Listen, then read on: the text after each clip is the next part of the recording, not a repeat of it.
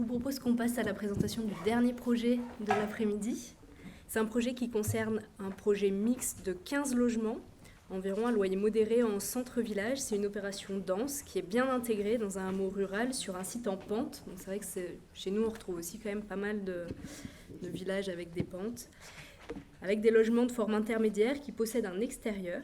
Et un des objectifs de l'opération, c'était de renforcer le rôle de centralité du hameau dans la commune, grâce notamment aux équipements publics. Et je vais céder la parole à Christophe Duraud d'Ardèche Habitat pour la présentation du projet de résidence Les Bruges à Saint-Julien-de-Serres en Ardèche. Bonjour à tous. Donc oui, je suis Christophe Duraud, je suis responsable développement au service patrimoine de Ardèche Habitat. Le service patrimoine de Ardèche Habitat, Ardèche Habitat, effectivement, c'est une grosse machine.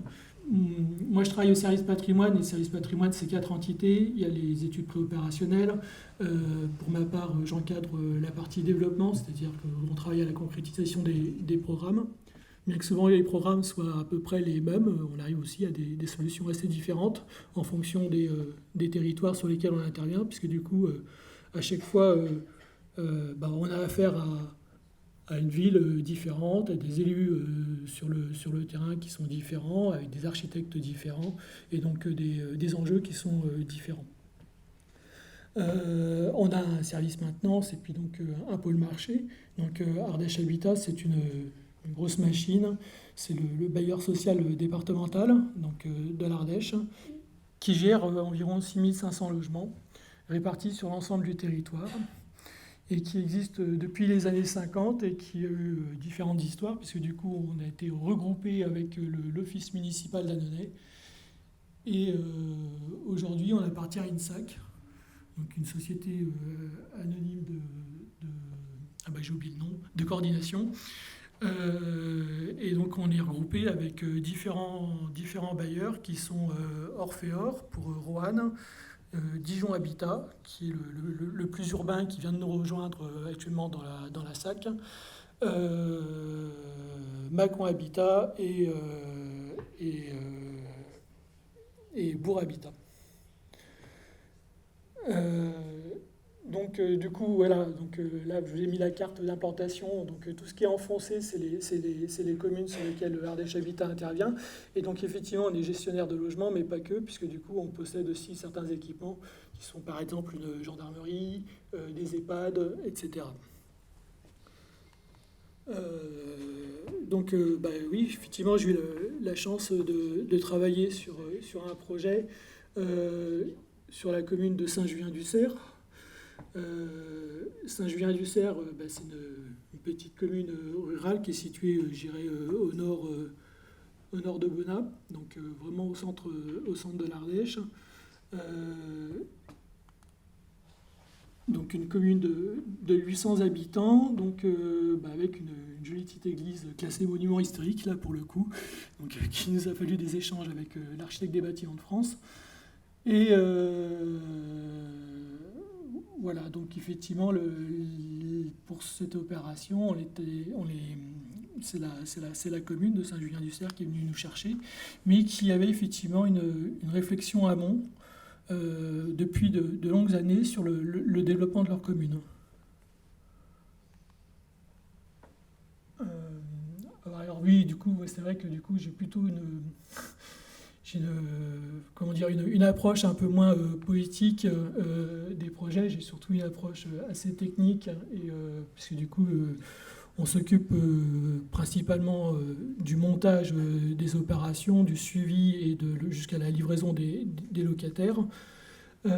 Et donc du coup, là, j'ai mis un schéma qui représente un petit peu Alors du coup, c'est peut-être un peu tôt pour expliquer le programme, mais c'est une opération qui est assez particulière dans le sens où elle s'est construite sur le temps long, bien que le partenariat avec Ardèche Habitat est arrivé plutôt en fin de ce temps long. C'est-à-dire que quand la commune avait déjà une réflexion amont effectivement sur comment effectivement agrandir sa commune et qu'est-ce qu'elle voulait pour sa commune. Et donc elle a fait un gros boulot de remembrement, je dirais, du foncier, parce qu'effectivement il y a aussi la question de la maîtrise du foncier, et on l'a pas toujours à proximité, et donc donc il faut le récupérer et donc effectivement rassembler un petit peu les parcelles pour pouvoir avoir des opérations d'ensemble. Donc là, c'est un montage un petit peu compliqué, puisque du coup, la commune s'est rendue propriétaire d'un ensemble de parcelles. Donc elle avait bien effectivement cette idée d'agrandissement, enfin de réalisation de quartier, qui a vendu une partie à Ardèche Habitat. Il y a eu un gros boulot de mutualisation. C'est-à-dire que du coup, on a passé une commande groupée. Le programme, c'était effectivement la réalisation de 15 logements locatifs sociaux destinés à différents types de personnes. L'idée étant que comment il fallait aussi accueillir des personnes âgées et aussi des jeunes couples et des familles. Et la mairie avait pour idée de réaliser aussi un équipement public pour pouvoir affirmer sa centralité avec la réalisation d'un foyer communal et puis d'une maison médicale pour tous, pour effectivement accueillir médecins, infirmiers, voilà. Et donc, dans ce cadre-là, en fait, on a vraiment eu une relation partenariale, puisque du coup, Ardèche Habitat et la mairie de Saint-Julien-du-Cerf se sont groupés pour mutualiser les achats donc, et les travaux. Donc, effectivement, on a retenu une maîtrise d'œuvre commune, un architecte, qui a du coup pensé le projet sur l'ensemble du quartier. Et puis après, il y a eu un espèce de phasage, parce que du coup, il y a eu la partie qui était de Ardèche Habitat, de développer les logements, la partie qui était de la mairie, donc effectivement son permis avec son foyer, sa maison de santé. Et puis, il y a aussi une opération de lotissement, puisque du coup, derrière, ça a permis en fait à alléger un peu la charge foncière de l'ensemble du programme et puis de faire venir aussi des nouvelles familles sur le quartier. Donc effectivement, initialement, donc, du coup, dans les réflexions amont, il y a eu une intervention où la mairie est allée chercher le SAEE pour poser un petit peu le cadre du projet.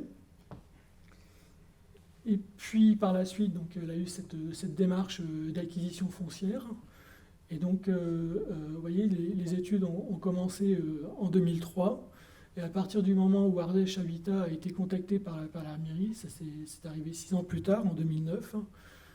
Par la suite, effectivement, on a pu ensemble, et donc là on est vraiment sur le temps long, hein, et puis donc ensemble, du coup, on a travaillé à l'élaboration du programme, donc mairie et Ardèche Habitat, donc à identifier, enfin à définir un petit peu les besoins de chacun.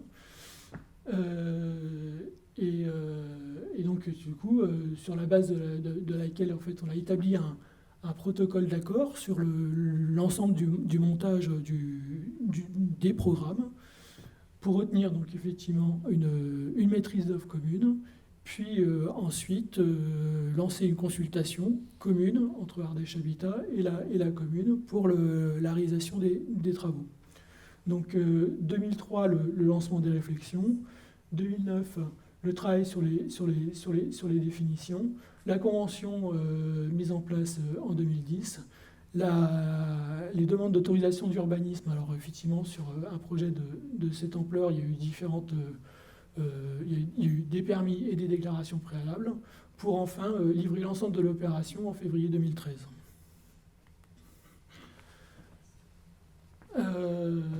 Alors là, effectivement, on voit on voit les différentes contributions de chacun. On était sur un terrain de plus de 10 000 m²,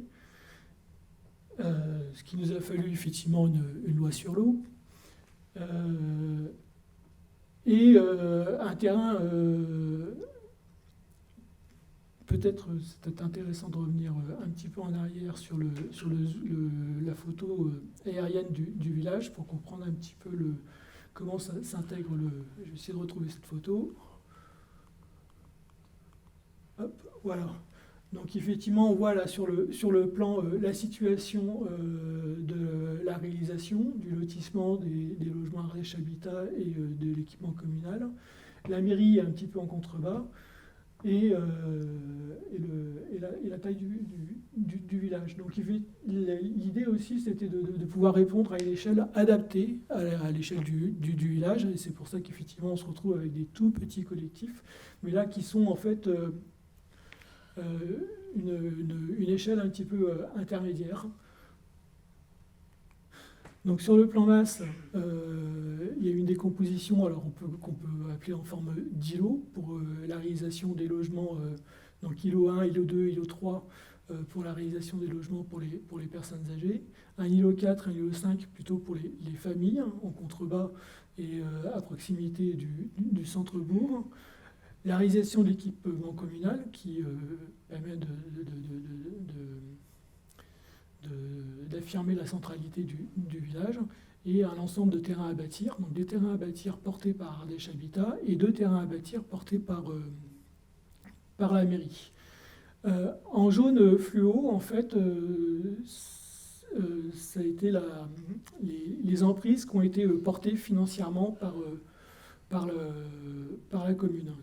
Donc l'idée, c'était aussi que comment le projet ne soit pas réalisé de façon fermée, c'est-à-dire c'est pas un lotissement en impasse, c'est vraiment un bout de quartier qui est raccordé et qui a permis de recréer une espèce de maillage auprès du village. Donc du coup il y a une entrée haute, une entrée sud on va dire, en haut à gauche.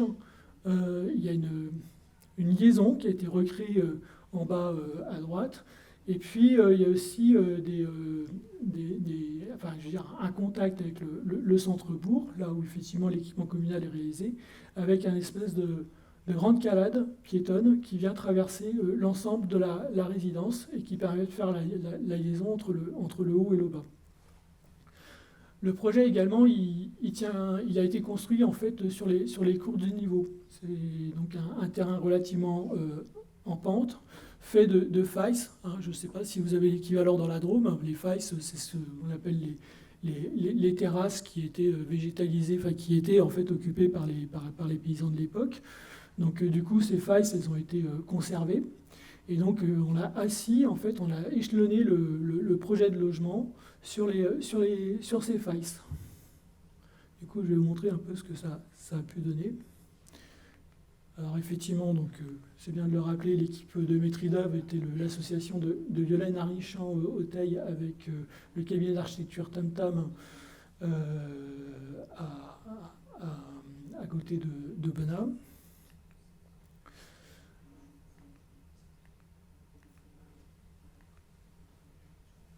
Donc voilà un petit peu. Donc en fait, on retrouve un petit peu cet échelonnement de maisons le long de la pente.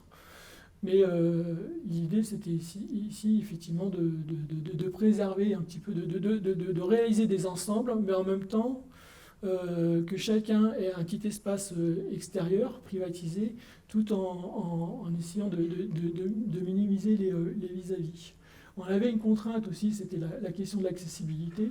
C'est pour ça que du coup, il y a 3 voies véhicules qui ont été réalisées. Donc il y a une grande voie traversante sur la partie haute du projet, une petite voie intermédiaire qui vient desservir le bas des îlots, et puis une espèce de pénétrante à partir de la zone d'équipement qui vient desservir la partie basse. Et au milieu, en fait, on a aussi une espèce de grande traversée piétonne qui court le long de la courbe de niveau, qu'on retrouve là, en fait, au milieu. C'est-à-dire que quand on voit les 3 maisons, on a 2 maisons en long pont et puis un petit pignon. Et devant le pignon, en fait, il y a une espèce de traversée piétonne qui permet en fait de répondre aux normes d'accessibilité handicapée pour que chaque logement soit complètement accessible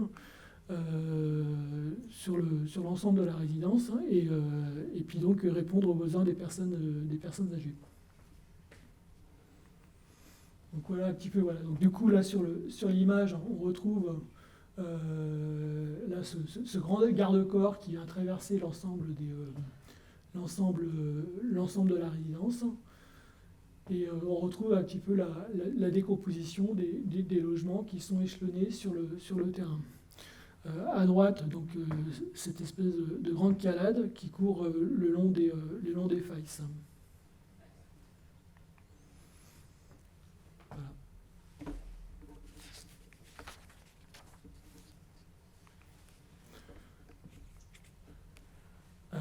l'intégration et la prise en compte de l'environnement proche, effectivement. Et sur ce programme, on a aussi, à l'époque, répondu au cahier des charges qui était imposé par la région pour avoir des financements complémentaires, qui s'appelait la qualité environnementale du bâtiment.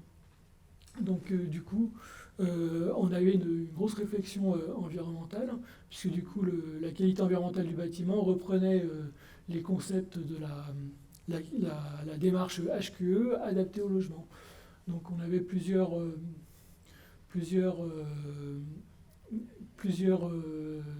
exigences, puisque du coup on devait effectivement travailler sur le technique, hein, c'est-à-dire sur la thermie, la compacité, sur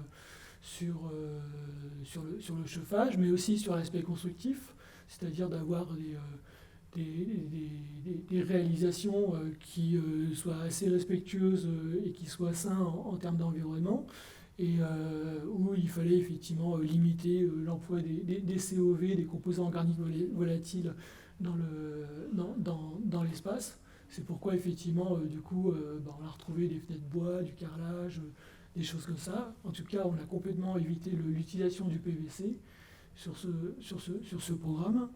Et on a eu aussi du coup, une recherche assez poussée en termes de performance énergétique, parce que du coup, à l'époque, bien que ça ait été livré en 2013, on était en performance au niveau RT 2005 BBC, ce qui était quand même assez pas mal pour l'époque.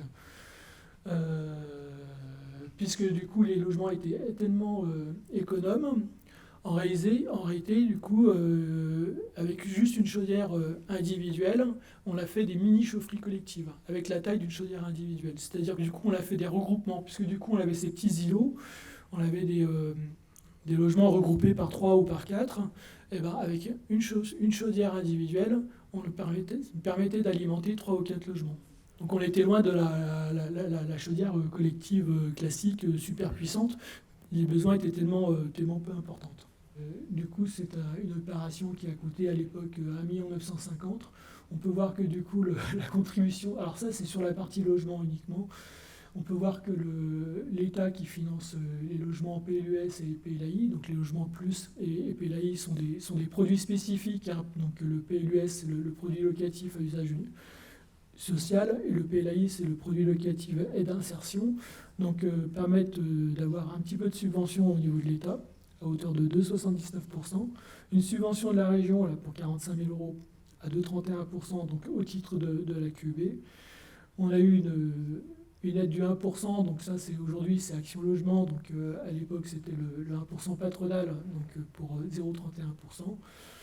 Subvention énergie, c'est la contribution des concessionnaires, notamment Enedis, pour les questions d'accordement. Et le reste, donc pour 70%, et pour 70%, en gros, et 20% sont les prêts.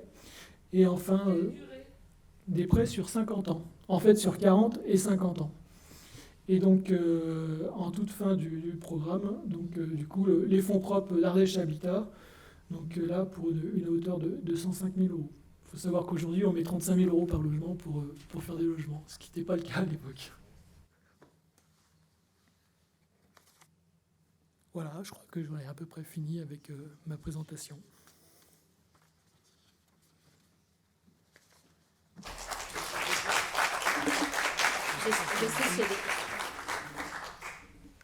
Merci beaucoup pour votre présentation. Est-ce que vous avez certaines questions dans la salle ? J'ai une question sur l'arrivée des architectes en chemin dans le projet et savoir qui avait eu l'initiative de les faire intervenir pour la conception. À Ardèche Habitat, on ne sait pas travailler sans architecte. Hein. Donc, du coup, tout programme fait l'objet d'une consultation d'architectes. Alors là, je ne sais plus précisément comment ils sont arrivés. C'est-à-dire que généralement, on passe des annonces. Donc, il y a un gros boulot en fait, de maîtrise d'ouvrage sur la définition du programme. Donc là, qui a été faite de façon concomitante avec la commune de Saint-Julien-du-Cerf. Et puis après, effectivement, par voie d'annonce, du coup, on fait un appel à candidature. Suivant suivant la qualité du dossier ou sa taille, en fait, on peut être amené à faire des concours. Mais là, on était simplement sur de l'appel à candidature. Bon, sur ce programme, on avait des architectes qui étaient présents sur place et donc du coup, d'où cette candidature un peu groupée, en fait, avec un harnichant du Teil et Tam Tam, hein, sachant du coup que les architectes de Tam Tam habitent aussi la commune, donc du coup, ça a aussi favorisé le projet. Mais on a aussi, enfin, je veux dire, l'importance de l'équipe de maîtrise œuvre, elle est primordiale sur ce type de dossier, parce qu'on a une équipe de maîtrise œuvre qui a vraiment joué le jeu, de répondre effectivement aux attentes de la maîtrise d'ouvrage, et puis qui a joué le jeu aussi de rechercher au maximum de répondre aux exigences de la qualité environnementale. Il y avait une autre question là-haut, Isabelle ? Oui, c'est moi. Du coup, vous ne nous avez pas parlé s'il y avait eu un travail du côté peut-être plus des élus, d'accueil des nouveaux habitants. Comment ça s'est passé, les attributions de logements avec les habitants du village? Là, je suis un peu moins savant sur cette question-là, parce que c'est vrai que du coup, ça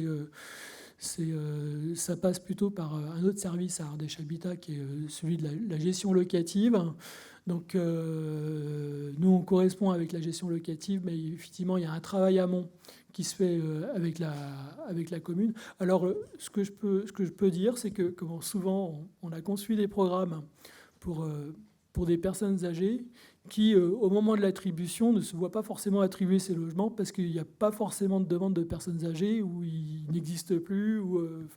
C'est déjà arrivé à plusieurs reprises qu'on fasse un programme spécifique personnes âgées. Mais au moment de la livraison, les personnes âgées ne sont pas forcément présentes pour venir habiter ces logements. Et donc, du coup, nous, on attribue quand même si on ne trouve pas de preneur à ce niveau-là. De toute façon, ce n'est pas grave. En matière d'accessibilité, il faut que ça permette de répondre au plus grand nombre.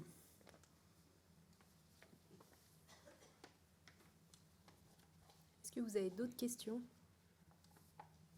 Sinon, je vais inviter Jean-Pierre Point, qui est vice-président du SCOT de la Veille de la Drôme-Aval, à venir conclure cet après-midi. Merci.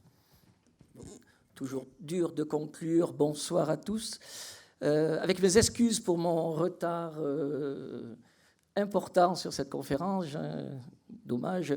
J'ai cru comprendre, madame, que le temps de l'hypermodernité était dépassé. Si on pouvait continuer un tout petit peu pour jusqu'au clodage des élus, moi, ça m'arrangerait, ça arrangerait bien tout le monde, je pense. En tout cas, merci pour cette conférence et merci pour votre énergie qui a emporté tout le monde, et c'est très bien. Que dire, je me suis complètement illégitime pour parler de ce qui a été dit sur la conférence, j'en ai beaucoup trop raté. Je crois pour ma partie, avoir beaucoup entendu ce qu'il fallait faire, ce qu'il fallait que les élus fassent pour l'accueil des nouveaux habitants.